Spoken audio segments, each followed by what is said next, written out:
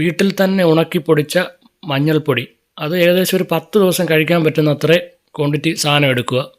എന്നിട്ട് അതിലേക്ക് നല്ല ശുദ്ധമായ തേൻ ചേർക്കുക. തേനിൻ്റെ അളവെന്ന് പറയുന്നത് മഞ്ഞൾപ്പൊടി ഏകദേശം ഒരു ടോണിക് പരുവത്തിലേക്ക് മാറത്തക്ക രീതിയിലുള്ള അത്രയ്ക്ക് തേൻ വേണം ഒഴിക്കാൻ. അപ്പം കണ്ടില്ലേ, നമ്മളിത് ഇളക്കുവാണ് നല്ല രീതിയിൽ.